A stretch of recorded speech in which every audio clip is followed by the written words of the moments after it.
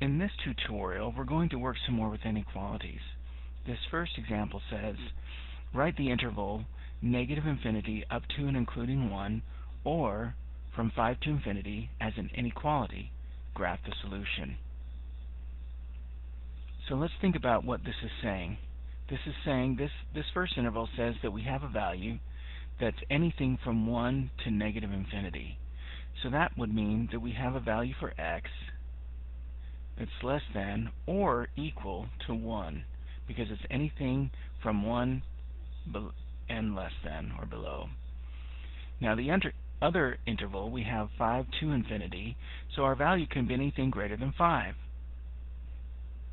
But notice, we're not including 5, so the inequality reads x is greater than 5. Now to graph that inequality, we could just sketch in a number line here with the values of 1 and 5 as shown. X is less than or equal to 1 would have a closed circle on 1, pointing to all the numbers that are less than 1. X is greater than 5 would have an open circle on 5, and pointing to all the numbers that are greater than 5. Okay, the next example reads, write the inequality w is less than negative 5, or w is greater than or equal to 2 in interval notation. Graph the interval. Okay, so in this first inequality, we have w is less than negative 5, so we can be anything from negative infinity up to 5. But we're not going to include 5 because it's not a less than or equal to. And then we have or w is greater than or equal to 2. So it's anything from and including 2 up to infinity. So we'll put a bracket around 2 because 2 is included. So it can be either of these intervals, and normally we would represent that it's either one. It could be either option as the union of those two intervals. Now as far as graphing, again, we can just sketch in a quick little number line here with the values negative 5 and 2. Because we have w is less than negative 5, we're going to have the open circle on 5 pointing to all the numbers that are less than. Since w is greater than or equal to 2, we'll have the closed circle at 2 pointing to all the numbers that are greater than 2.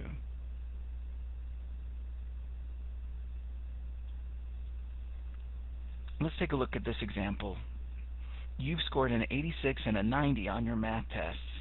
What score possibilities will you need on your next test to average between 80 and 90 inclusive? Now inclusive just means that our score could be 80, it could be 90, or it could be anything in between. Now that is an average score, so I'm just going to go ahead and just make a little note here that the average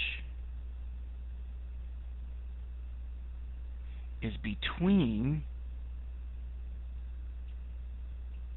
80 and 90 inclusive.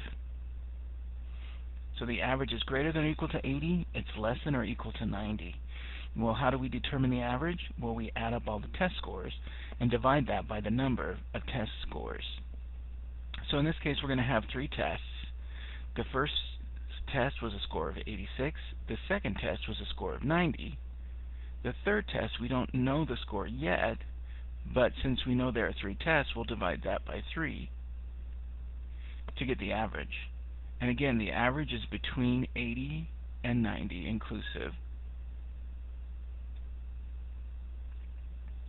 Now, I'm going to go ahead and leave this as I'm not going to separate the inequalities. We're just going to work this out as written. So the first thing we need to do to solve for x or to isolate the variable is undo the divide by 3. We can do that by multiplying by 3. But we're going to do that on both sides here because we have this compound inequality. 3 divided by 3 is 1. So now the 80 becomes 240 because we have 3 80s. The 86 add 90 is 176 added to x. And the 90, since now we have 3 90s, is 270.